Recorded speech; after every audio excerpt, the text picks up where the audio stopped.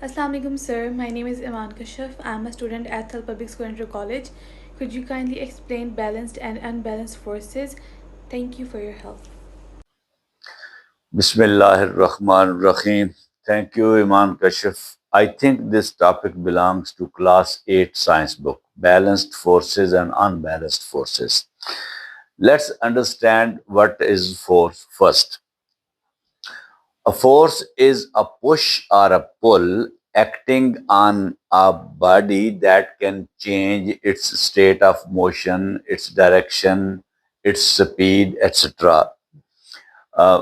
मसलन अब ये जो कि क्लास 8 का क्वेश्चन है, क्लास 8 के बच्चों के लिए थ्रू आउट मैं इंग्लिश में बात नहीं करूंगा। I keep speaking English and Urdu both. अब देखें, मैंने कहा कि फोर्स क्या होती है, पुश और पुल ऑन एन ऑब्जेक्ट। ये एक ऑब्जेक्ट है डोर, इसको मैं पुल करता हूं तो ये मैं फोर्स लगा रहा हूं, ये मैंने फोर्स लगाई है, पुल की है। अब मैंने इसको पुश किया है, ये मैंने फोर्स लगाई है, ठीक है। तो जब मैंने इसको पुल किया है और पुश किया, या ये ड्रार है, आई एम पुलिंग अ ड्रार, ये तो ये भी मैंने फोर्स लगाई है। तो इसी तरह पुल और पुश को फोर्स कहते हैं। और ये जब पुल और पुश हम किसी ऑब्जेक्ट पे लगाते हैं, वो ऑब्जेक्ट डोर हो, वो ऑब्जेक्ट ये ड्रार हो, जब हम उसके ऊपर फोर्स लगाते हैं तो उसकी जो स्टेट ऑफ मोशन है वो चेंज हो जाती है। अगर तो वो रेस्ट में है, इस वक्त ये रेस्ट पे, तो ये मूव करना शुरू कर देगा। और अगर फर्ज करें ये मूव कर रहा है, मैंने इसको रोकना है, तो फिर मैं इसको रोक भी सकता हूँ फोर्स लगा के। फॉर एग्जाम्पल ये मूव कर रहा है, तो अब मैंने इसको रोकना है तो रोक दिया फोर्स लगा के। तो इसका मतलब ये है कि स्टेट ऑफ मोशन को ये फोर्स जो है उसको इस तरह अफेक्ट करती है कि वो इसको मूव भी कर सकती है और इसको स्टॉप भी कर सकती है, इसकी स्पीड स्लो भी कर सकती है, इसकी स्पीड इंक्रीज भी कर सकती है। और फोर्स जो है जिस ऑब्जेक्ट के ऊपर लग रही होती है उसकी डायरेक्शन भी चेंज कर देती है। आप फुटबॉल के ऊपर किक लगाते हैं, फोर्स लगाते हैं, आपने फुटबॉल की डायरेक्शन इधर करनी है तो आप फोर्स इधर लगा देंगे तो उसकी डायरेक्शन भी चेंज हो जाएगी। तो फोर्स जो है ये पुश या पुल है, जो कि किसी ऑब्जेक्ट के ऊपर जब लगती है तो वो उसकी स्टेट ऑफ मोशन में चेंज पैदा कर सकती है, उसकी डायरेक्शन में चेंज पैदा कर सकती है, उसकी स्पीड वगैरह में चेंज पैदा कर सकती है, इवन उसकी शेप जो है उसको डिफॉर्म कर सकती है। आप नरम चीज लें, एक एक एक आप बॉल ले लें, बॉल जिसके अंदर आपने एयर फिल की हुई है, वो उसको पुश करें, फोर्स लगाएं, पुश करें, उसकी शेप ही चेंज हो जाएगी, वो इस तरह चौड़ा सा हो जाएगा। छोटी बॉल ले लें आप, उसको पुश करें, उसकी शेप चेंज हो जाएगी। तो ये फोर्स जो है शेप भी चेंज कर देती है। एनीवेज, फोर्स में आपने ये पढ़ा होगा कि ये एक वेक्टर क्वांटिटी है। अब वेक्टर क्वांटिटी क्या होती है? इसमें दो चीजें होती हैं, यानी फोर्स जो है इसमें मैग्नीट्यूड भी है, मिकदार भी है कि कितनी फोर्स है, ये एक अमाउंट है, अमाउंट ऑफ फोर्स भी है। और विच वे, किस तरफ लग रही है, किस तरफ लग रही है। अब देखें ना, ये एक चीज है, दे ये, अब इसको मैं फोर्स लगा के मूव कर रहा हूं इस तरफ, ये वेस्ट की तरफ जा रही है, ये डायरेक्शन है, वेस्ट की तरफ मूव कर रहा हूं इस ऑब्जेक्ट को। और जितनी मैं फोर्स लगा रहा हूं वो अमाउंट ऑफ फोर्स है, और जिस तरफ ये जा रही है वो डायरेक्शन ऑफ फोर्स है। तो दो चीजें जिसमें होगी वो क्वांटिटी वेक्टर होगी, एक मैग्नीट्यूड यानी अमाउंट ऑफ फोर्स और एक डायरेक्शन ऑफ फोर्स। तो इसलिए फोर्स जो है ये एक वेक्टर क्वांटिटी है, क्योंकि इसमें अमाउंट भी होती है कि कितनी फोर्स आप लगा रहे हैं, और डायरेक्शन भी होती है कि किस तरफ लगा रहे हैं, ठीक है। तो इसलिए इसको कहते हैं force is a vector quantity. और दूसरी बात इसमें ये याद रखना आपने कि फोर्स जो है इसकी जो एसआई यूनिट है ना, सिस्टम इंटरनेशनल यूनिट जो है वो न्यूटन होती है। हर चीज की एक यूनिट होती है, मतलब लेंथ की यूनिट मीटर है। आप कहते हैं जी कि 6 मीटर कपड़ा मेरे शलवार कमीज को लगता है, तो ये 6 मीटर, मीटर क्या है, मीटर यूनिट है ना लेंथ की, ठीक है। आप दुकान पे जा कहते जी 2 kg मुझे शुगर दे दें। केजी क्या है? ये यूनिट है ना मैस की, जिसको आप वैसे तो वजन कहते हैं मगर साइंस में इसको मैस कहते हैं। तो ये यूनिट है। अच्छा जी, आज टेम्परेचर जो है वो 30 डिग्री सेंटीग्रेड है, तो ये टेम्परेचर की यूनिट क्या है? सेंटीग्रेड है। तो हर चीज की यूनिट, इसी तरह फोर्स की भी यूनिट है। फोर्स की यूनिट है न्यूटन, ये याद रखना है। अच्छा, न्यूटन होती क्या है? एक न्यूटन वो फोर्स है कि जो 1 केजी वेट में 1 मीटर पर सेकंड का एक्सेलरेशन पैदा कर दे। जब आप उस 1 केजी का वेट है, से वो कोई स्टोन है 1 केजी का, आप उसको 1 न्यूटन की फोर्स लगाते हैं तो उसमें जो एक्सेलरेशन पैदा होता है वो 1 मीटर पर सेकंड का पैदा होता है। ठीक है, तो ये होती है न्यूटन फोर्स। तो फोर्स की यूनिट जो है ये आपने याद रखनी है। कोई भी पूछे कि फोर्स की यूनिट क्या है, आपने कहना है फोर्स की यूनिट है न्यूटन। अच्छा, फोर्स को हमेशा हम डिनोट करते हैं, जाहिर करते हैं कैपिटल एफ से। ये कैपिटल एफ मैंने लिखा हुआ है, कैपिटल एफ से फोर्स को जाहिर किया जाता है। ठीक है। अच्छा, एक बॉडी के ऊपर एक ही वक्त में ये नहीं है कि एक फोर्स लग रही है, मल्टीपल फोर्सेस भी लग रही होती हैं। आपकी कार जो है वो रोड के ऊपर जा रही है तो ड्राइविंग फोर्स इंजन की तो लग रही है उसके ऊपर, कार के ऊपर, मगर उसके ऊपर एक अपोजिट डायरेक्शन से फोर्स लग रही है। जो हवा है वो उसको अपोजिट डायरेक्शन से रोक रही है, और जो रोड के ऊपर टायर की जो फ्रिक्शन रोड के साथ हो रही है वो भी मुखालिफ सिमत में फोर्स लग रही है। तो एक वक्त में किसी एक ऑब्जेक्ट के ऊपर मल्टीपल फोर्सेस लग रही होती हैं। जरूरी नहीं है कि एक ही फोर्स लग रही हो, ज्यादा फोर्स। अब ये मिसाल मैं दे रहा था, अब ये मेरी फोर्स लग रही है इसके ऊपर, मगर इसके खिलाफ, मेरी फोर्स के खिलाफ एक अपोजिट डायरेक्शन में, ये देखो रगड़ खा रहा है टेबल के साथ, तो फोर्स ऑफ फ्रिक्शन भी लग रही है जो इस तरफ लग रही है। मेरी वेस्ट की तरफ लग रही है फोर्स, और फ्रिक्शन की फोर्स ईस्ट की तरफ लग रही है, वो मुझे रोक रही है इसको चलाने में। ठीक है, तो ये एक ही वक्त में एक बॉडी के ऊपर एक से ज्यादा फोर्सेस भी लग सकती हैं। मैंने आपको बताई है मुख्तलिफ फोर्सेस, जैसे पुशिंग अ डोर, डोर को पुश करें, या पुलिंग अ डोर, या पुलिंग अ ड्रॉर। फिर अ बॉल फॉलिंग डाउन, ये अगर एक बॉल नीचे गिर रहा है, कोई चीज नीचे गिर रही है, फर्ज करें किसी ट्री से, किसी प्लांट से कोई फ्रूट नीचे गिर रहा है, वो नीचे गिर रहा है, तो वो भी एक फोर्स से गिर रहा है। उस फोर्स को ग्रेविटेशनल फोर्स कहते हैं। ठीक है ना, ग्रेविटी कहते हैं, जो जो जो जमीन जो है अपनी तरफ पुल करती है, तो वो भी फोर्स है। फ्रिक्शन मैंने आपको बताया, आप पार्क में जाते हैं या आपके स्कूल में स्लाइड लगी हुई है, आप जब स्लाइड से नीचे स्लाइड करते हैं तो आपको रगड़ पड़ती है ना आपके जिस्म के ऊपर, तो आप तो नीचे को आ रहे होते हैं अपने वेट की वजह से, और वो फ्रिक्शन जो है वो अपोजिट डायरेक्शन में लग रही होती है, तो वो भी एक फोर्स है। फ्रिक्शन जो है वो भी एक फोर्स है। ठीक है, उसके अलावा आपने मैग्नेट देखा होगा, आपने मैग्नेट यहां पे रखा, मकनातीस, वो एक आयरन का पीस दूर पड़ा हुआ है, उसने उसको अपनी तरफ खींच लिया, हालांकि उसके साथ टच नहीं हुआ था, फासले पे था, उसने उसको अपनी तरफ पुल कर लिया, तो ये मैग्नेटिक फोर्स है। तो फोर्स की इस तरह डिफरेंट टाइप्स भी होती हैं। तो ये कुछ चीजें थी जो मैं बैलेंस्ड फोर्स और अनबैलेंस्ड फोर्स समझाने से पहले आपको बताना चाहता था। अब हम चलते हैं आगे। एक कॉन्सेप्ट होता है नेट फोर्स का।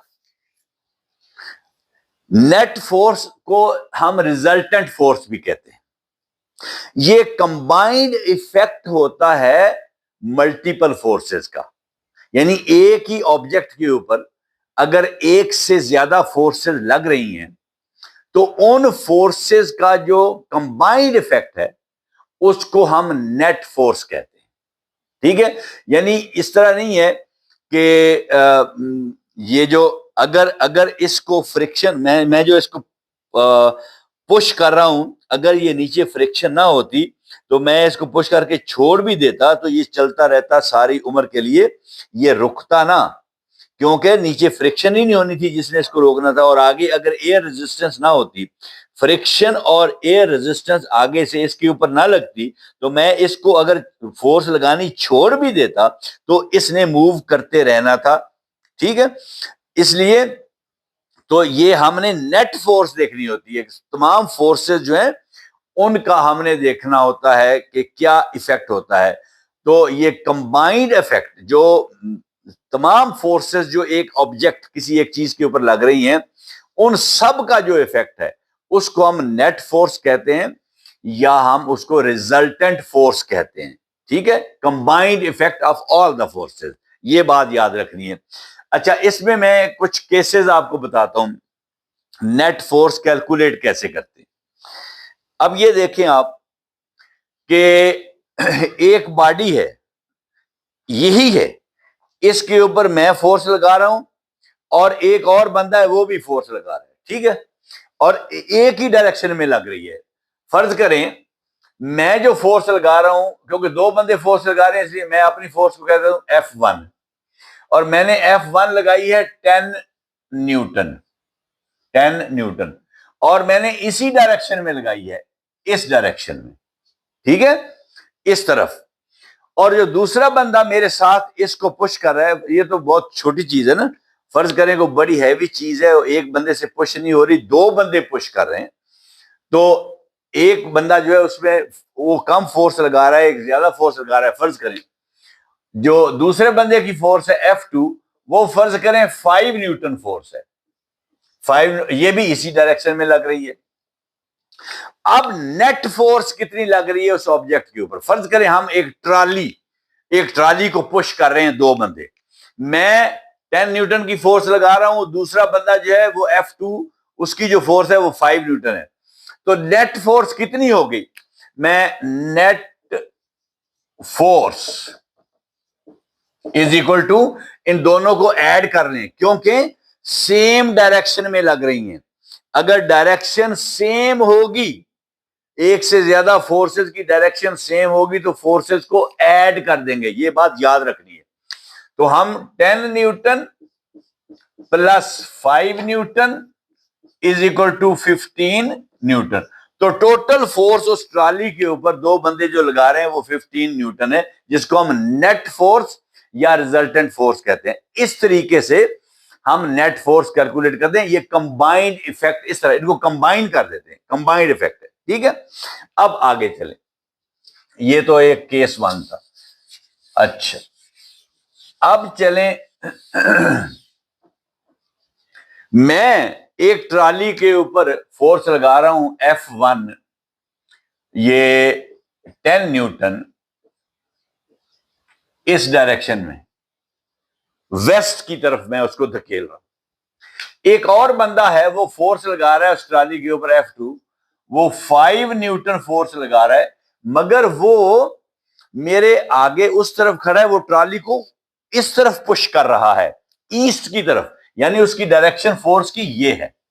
मेरे फोर्स की डायरेक्शन ये थी, उसकी फोर्स की डायरेक्शन ये है, यानी अब फोर्सेस की डायरेक्शन जो है वो अपोजिट है, सेम डायरेक्शन नहीं है। मैं उस तरफ पुश कर रहा हूं वेस्ट की तरफ, वो बंदा इस तरफ पुश कर रहा है ईस्ट की तरफ। तो अब अपोजिट डायरेक्शन हो तो फिर हम फोर्सेस को माइनस कर देते हैं, सबट्रैक्ट कर देते हैं, ठीक है।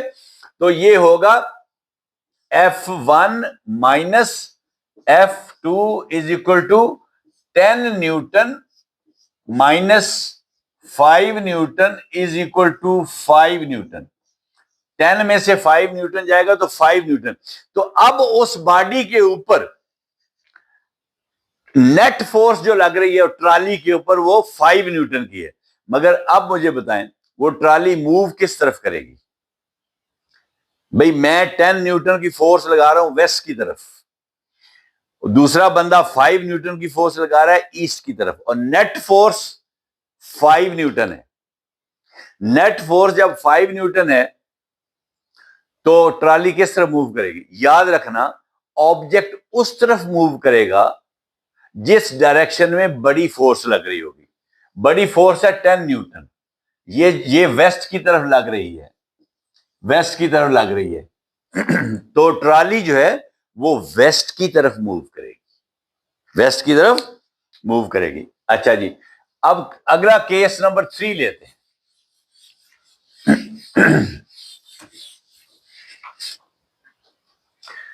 मैं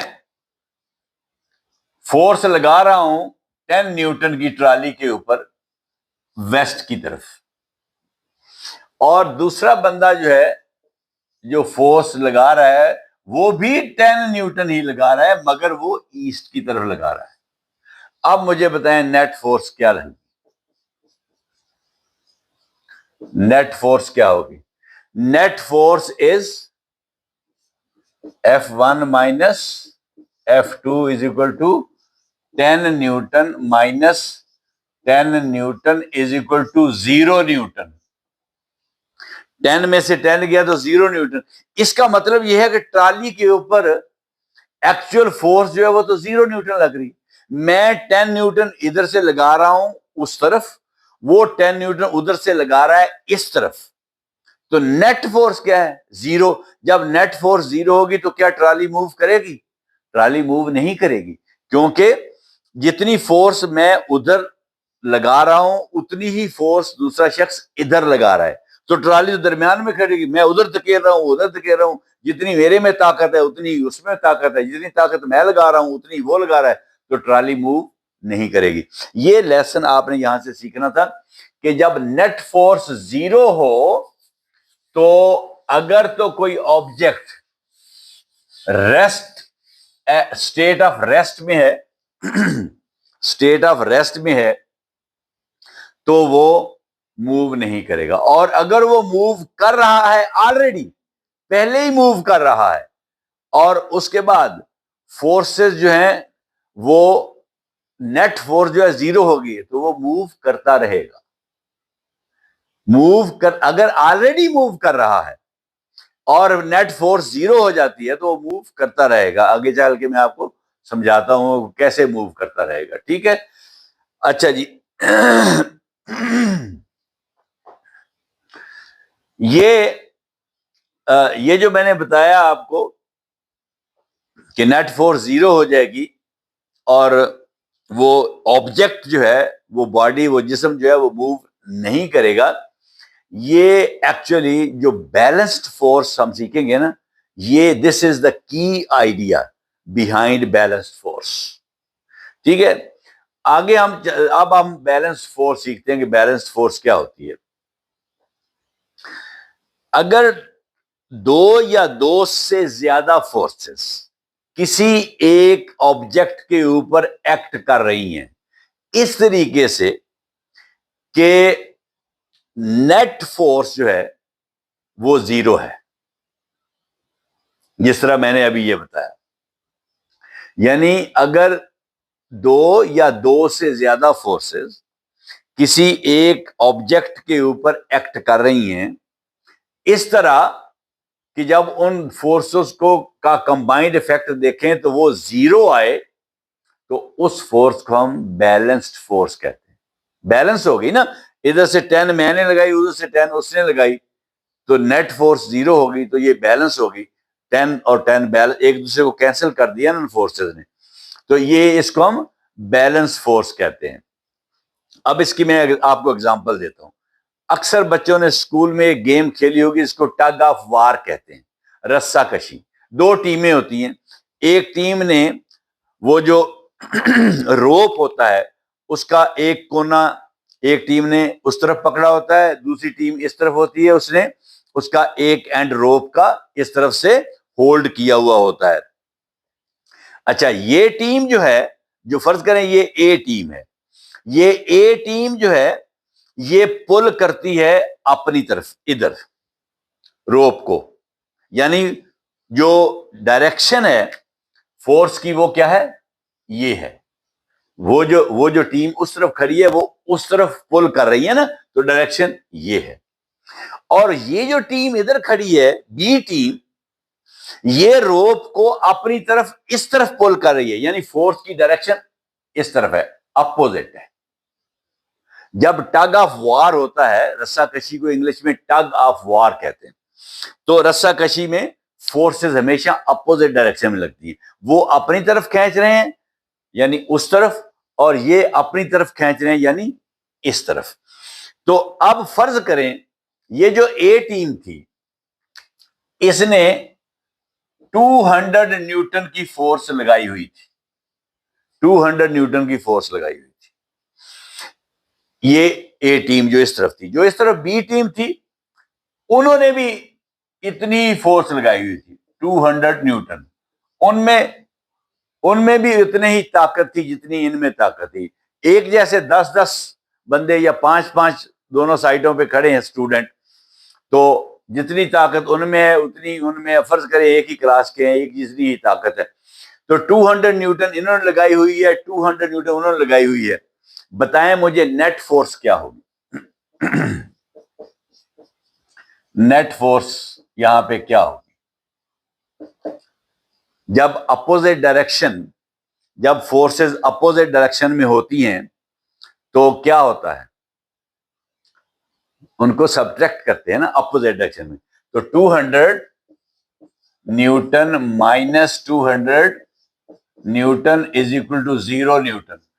जब फोर्स 0 न्यूटन होगी, नेट फोर्स या रिजल्टेंट फोर्स जब 0 न्यूटन होगी, तो क्या हमने पहले अभी सीखा था कि जो ऑब्जेक्ट जिसके ऊपर फोर्स लग रही है वो ऑब्जेक्ट क्या है? रोप है, रस्सा है जिसके ऊपर फोर्स लग रही है। वो ऑब्जेक्ट जिस स्टेट में होगा उसी स्टेट में रहेगा। अगर तो वो रेस्ट में है तो वो स्टेट ऑफ रेस्ट में रहेगा, अगर वो मोशन में है तो वो स्टेट ऑफ मोशन में रहेगा। अब मुझे बताएं कि जो रोप था वो किस स्टेट में था? रेस्ट में था, ठीक है ना। उधर से उन्होंने पकड़ा हुआ है, उधर से उन्होंने पकड़ा हुआ है। रोप स्टेट ऑफ रेस्ट में है। अब फोर्स लगने के बाद किस स्टेट में है? अभी भी रेस्ट में है, क्योंकि ना वो खींच रहे हैं, खींच सकते हैं, ना वो खींच सकते हैं, क्योंकि एक दोनों की फोर्स जो है वो सेम है और वो कैंसिल कर रही है। फोर्स ए टीम की फोर्स बी टीम की फोर्स को कैंसिल कर देती है। 200 और 200, 200 माइनस 200 इज इक्वल 0। तो नेट फोर्स 0 लग रही है, तो रोप जो है उसकी स्टेट चेंज नहीं होगी, वो रेस्ट में है, स्टेशनरी है, साकन है तो साकन ही रहेगा, ठीक है। तो ये बात आपको बैलेंस्ड फोर्स की मैंने बताई, 200 न्यूटन और 200 न्यूटन। कोई और एग्जांपल लेते हैं इसके अलावा, टग ऑफ वार के अलावा। रियल लाइफ एग्जांपल कोई? यस। अब ये देखें, ये एक चीज टेबल के ऊपर पड़ी है, ठीक है। अब ये चीज टेबल के ऊपर पड़ी है तो इसकी भी एक फोर्स है जो नीचे को लग रही है। वो क्या है? इसका वेट है। आपको पता है ना कि वेट जो होता है वो फोर्स होती है। W is equal to mg। m क्या है? इसका वजन, जिसको आप कहते हैं मैस। और g क्या है? जिस ग्रेविटी से जमीन किसी चीज को अपनी तरफ खींचती है और उससे जो एक्सेलरेशन पैदा होता है उसको g कहते हैं, जो कि 9.8 मीटर पर सेकंड होता है। तो इसका जो वेट है, देखें मैस और वेट में फर्क है। इसका मैस जो है वो फर्ज करें 100 ग्राम है, 100 ग्राम है, तो इसका वेट 100 ग्राम नहीं होगा। आप 100 ग्राम को मल्टीप्लाई करेंगे 9.8 मीटर पर सेकंड के साथ, तब इसका वेट आएगा। तो वो इसका वेट है, यानी इसको अर्थ जो है अपनी तरफ खींच रही है, वो इसका वेट है। जिस फोर्स से अर्थ इसको अपनी तरफ खींच रही है वो इसका वेट है। तो फिर ये नीचे क्यों नहीं जाता? क्योंकि ये जो टेबल है, इसकी जो सरफेस है, ये इसको अपवर्ड पुश कर रही है एक फोर्स के साथ। उसको नॉर्मल कहते हैं, नॉर्मल फोर्स। एक जो ये इसका वेट है, वो वेट फोर्स को ही कहते हैं, याद रखना साइंस में। एक इसका वेट है वो नीचे लग रहा है, और एक नॉर्मल फोर्स है जो टेबल अपोजिट अपवर्ड लगा रहा है।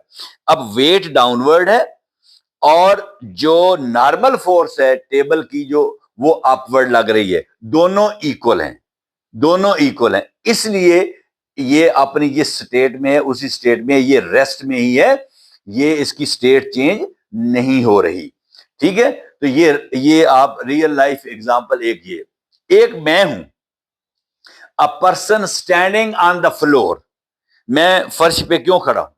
देखे ना, मेरा एक वेट है, मेरा वेट कितना है?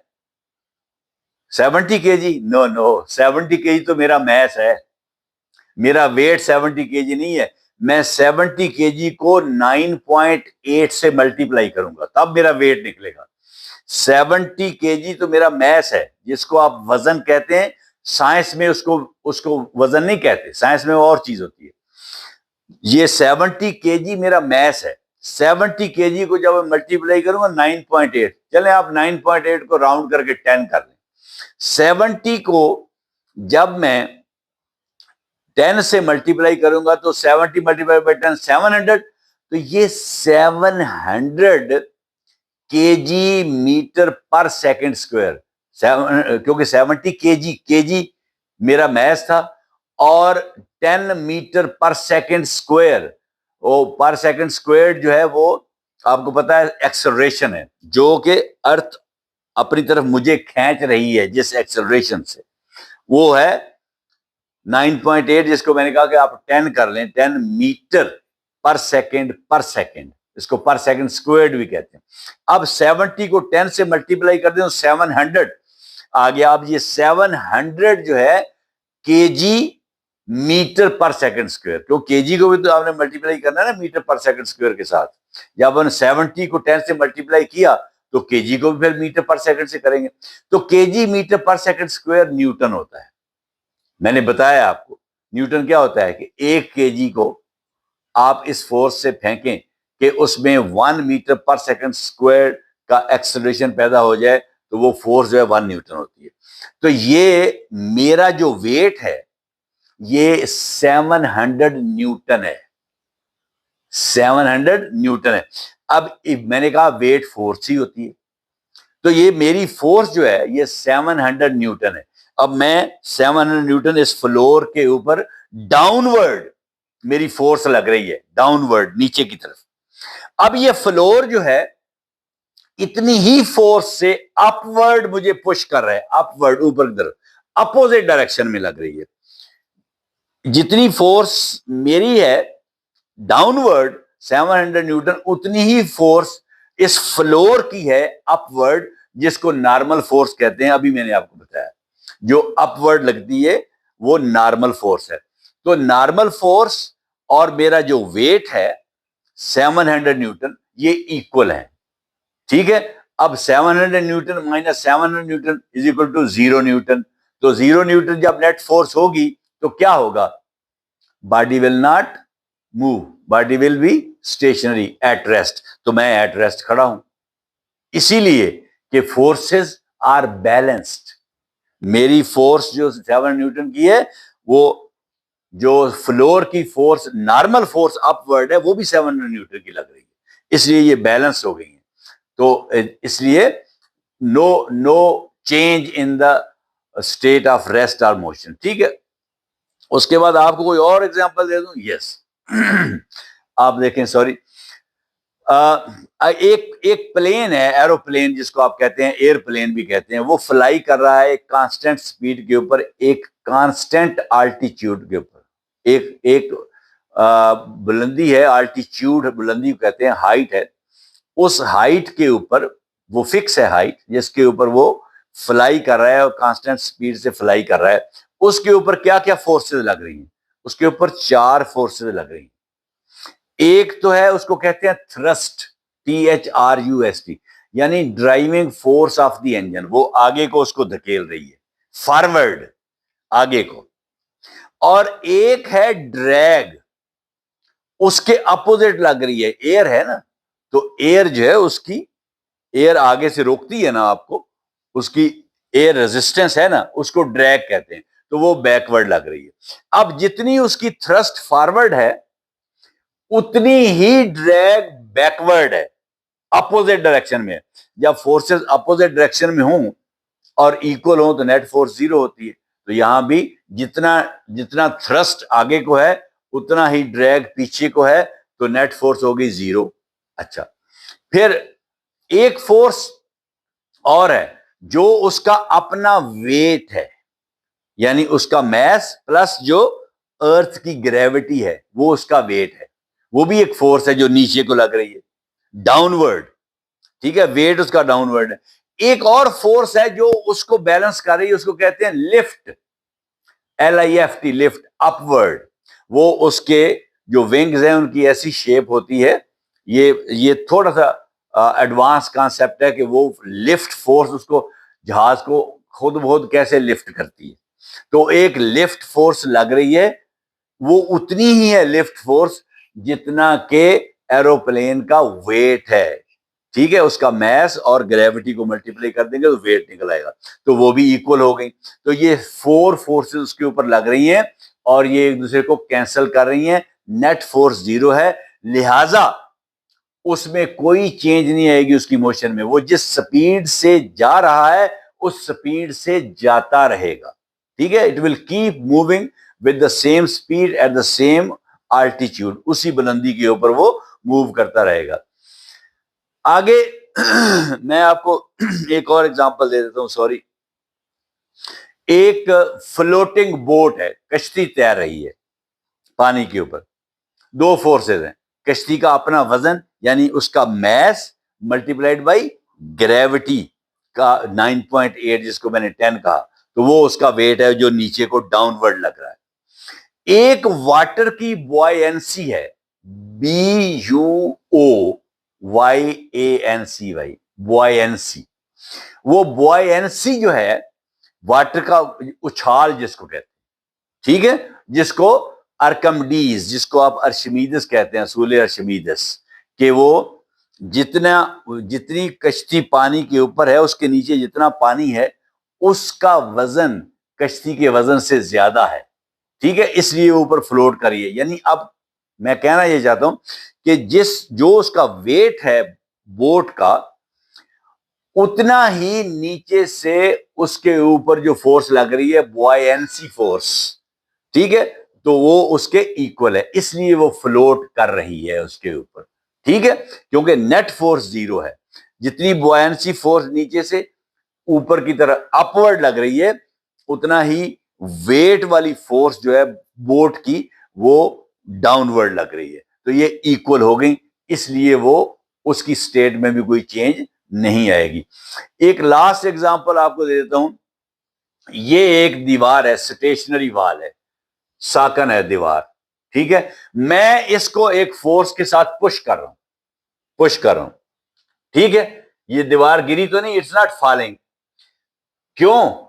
जिस फोर्स से मैं, फर्ज करें मैं अब 50 न्यूटन की फोर्स लगा रहा हूं, तो ये वाल भी आगे से मेरे ऊपर मुख्तलिफ, I mean in different direction, मुखालिफ समत में, अपोजिट डायरेक्शन में 50 न्यूटन की फोर्स लगा रही है। अगर मैं 50 न्यूटन की फोर्स इसके ऊपर लगा रहा हूं तो ये भी मेरे ऊपर 50 न्यूटन की फोर्स लगा रही है, इसलिए वाल जो है ये स्टेशनरी ही रहेगी। ठीक है, तो ये बैलेंस्ड फोर्सेस की मैंने आपको एग्जांपल्स दी हैं। अब हम चलते हैं अनबैलेंस्ड फोर्सेस के ऊपर कि अनबैलेंस्ड फोर्सेस क्या होती हैं। अच्छा, अनबैलेंस्ड फोर्सेस वो फोर्सेस हैं कि जो कि किसी ऑब्जेक्ट पे एक्ट करती हैं, जिस तरह ये बैलेंस फोर्सेस एक्ट कर रही थी, मगर उनकी जो नेट फोर्स होती है वो 0 नहीं होती। बैलेंस फोर्सेस में तो हमने पढ़ा कि नेट फोर्स या रिजल्टेंट फोर्स हमेशा 0 होगी। ठीक है, मगर अनबैलेंस फोर्सेस जो हैं, इनमें जो नेट फोर्स है वो 0 कभी नहीं होगी। ठीक है, ये बात याद रखनी है कि रिजल्टेंट फोर्स 0 नहीं होगी। One force will always be greater than the other force. एक फोर्स दूसरी फोर्स से हमेशा बड़ी होगी, causing a change in the object. उस ऑब्जेक्ट के, अगर वो रेस्ट में है तो उसको मोशन में ले आएगी, अगर वो मोशन में है तो या तो उसको स्लो डाउन कर देगी, या स्टॉप कर देगी, या स्पीड अप कर देगी, या उसकी डायरेक्शन चेंज कर देगी, कुछ कर देगी। ठीक है, क्योंकि ये नेट फोर्स जीरो नहीं है। अनबैलेंस्ड फोर्सेस जो हैं इनका नेट इफेक्ट जो होता है, नेट फोर्स या रिजल्टेंट फोर्स, वो जीरो नहीं होती। अब देखते हैं, उसी मिसाल पे चलें, टग ऑफ वार, रस्साकशी। ए टीम, बी टीम, ये जो ए टीम है इसमें बड़े मोटे मोटे ताकतवर लड़के जो है ना वो खड़े हैं, इधर बेचारे कोई छठी जमात के छोटे छोटे खड़े हैं। अब ये अपनी तरफ पुल कर रहे हैं और वो अपनी तरफ पुल कर रहे हैं। फर्ज करें इनकी फोर्स जो है वो है 250 न्यूटन। कितनी है? 250 न्यूटन।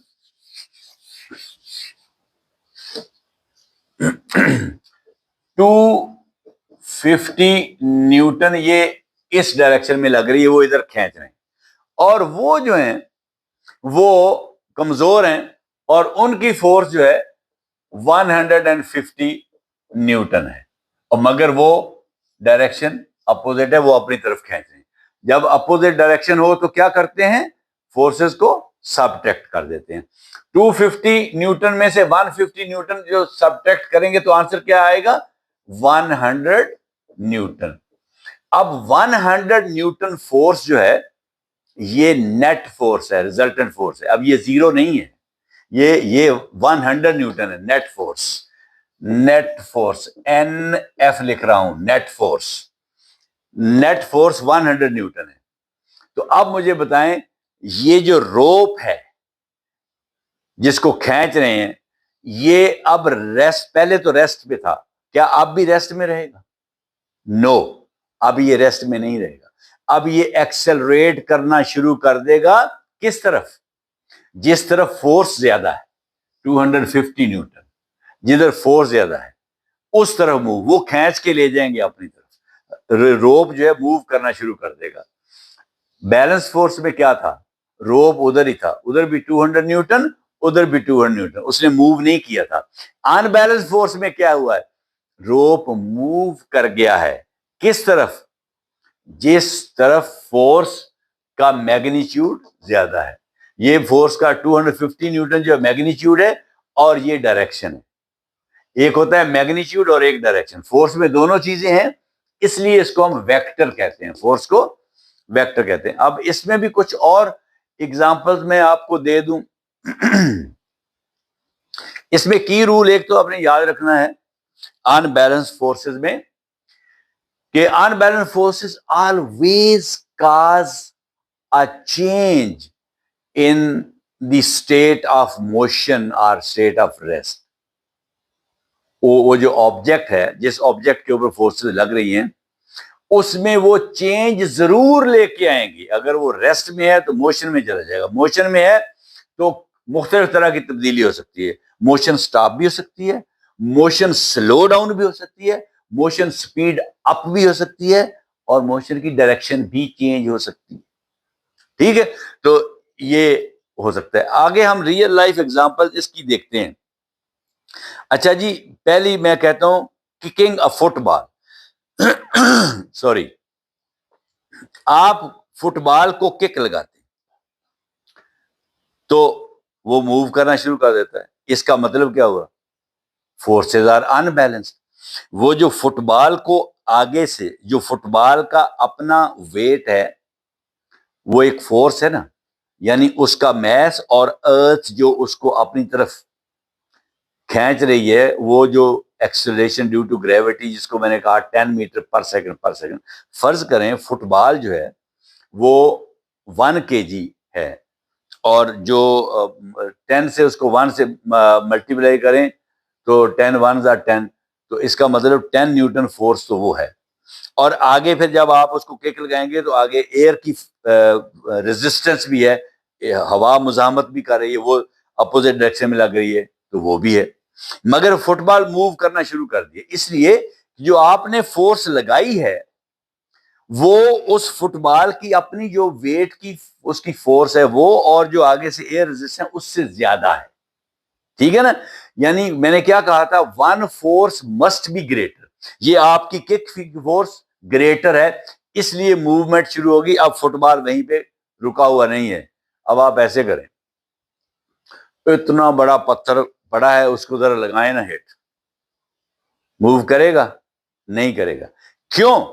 क्योंकि वो बैलेंस्ड फोर्स है। आपने जितने जोर से हिट लगाई है उतने ही जोर से आगे से उसने रेजिस्ट किया है, उतनी ही फोर्स से उसने रेजिस्ट किया है, तो फोर्सेस कैंसिल हो गई, इसलिए वो मूव नहीं हुआ। फुटबॉल छोटा था, आप उसको मूव कर गए। उससे आगे, हाँ, कार जब ब्रेक लगाती है तो क्या होता है? अब देखें, एक फोर्स लग रही है, driving force of the engine. Engine की ड्राइविंग फोर्स कार पे लग रही है तो कार इस तरफ मूव कर रही है, मगर कार के अपोजिट डायरेक्शन में दो फोर्सेस और लग रही हैं। एक फोर्स ऑफ फ्रिक्शन है और एक एयर रेजिस्टेंस है आगे से। अब फोर्स ऑफ फ्रिक्शन और एयर रेजिस्टेंस, जब आपने ब्रेक लगाई तो फोर्स ऑफ फ्रिक्शन बढ़ गई। जब फोर्स ऑफ फ्रिक्शन बढ़ गई तो इंजन की फोर्स से वो ज्यादा हो गई, तो कार स्लो डाउन होनी शुरू हो गई, हत्ता कि आहिस्ता आहिस्ता वो रुक गई। तो इसका क्या मतलब हुआ कि एक फोर्स जो है वो दूसरी फोर्स से ज्यादा हो गई। फोर्स ऑफ फ्रिक्शन जो थी इंजन की फोर्स से ज्यादा हो गई, लिहाजा गाड़ी जो है वो चलती चलती रुक गई, उसकी चेंज आ गई, उसके स्टेट में, मोशन में चेंज आ गई है। ठीक है, अच्छा आगे और अगर एग्जांपल लूं तो पुशिंग अ स्टेशनरी चेयर, चलें आप इसको समझ लें, पुशिंग अ टेबल। ये एक टेबल है, मैं इसको पुश कर रहा हूं, ये आपको आवाज आ रही है, ये फ्रिक्शन की वजह से आ रही है। इसका मतलब ये जो मैं फोर्स उस तरफ लगा रहा हूं, वेस्ट की तरफ, ये नीचे से फोर्स ऑफ फ्रिक्शन लग रही है अपोजिट डायरेक्शन में, मगर मेरी फोर्स ज्यादा है, इसलिए ये मूव कर रहा है। ठीक है, फोर्स ऑफ फ्रिक्शन लग रही है मगर ये अनबैलेंस्ड फोर्सेस है, मेरी फोर्स ज्यादा है और फोर्स ऑफ फ्रिक्शन कम है, इसलिए ये मूव कर रहा है, तो इसकी स्टेट में चेंज आ रही है। ठीक है, तो एक एक ये एग्जांपल है अनबैलेंस्ड फोर्सेस की। ठीक है, तो ये कुछ एग्जांपल्स थी जो मैंने रियल लाइफ से आपको दी, ताकि आपको समझ आ जाए कि बैलेंस्ड फोर्सेस और अनबैलेंस्ड फोर्सेस क्या होती हैं। इसमें कुछ न्यूमेरिकल्स भी हैं, बट ये वीडियो चूंकि जरा थोड़ी लंबी हो गई है, वो अगर आप को जरूरत हुई उन न्यूमेरिकल्स की और आपके सिलेबस में हुए तो मैं वो भी सॉल्व कर दूंगा। ठीक है, तो अल्लाह हाफिज, विश यू गुड लक, और उम्मीद है आप अच्छे तरीके से इस सबक को समझेंगे और याद करेंगे।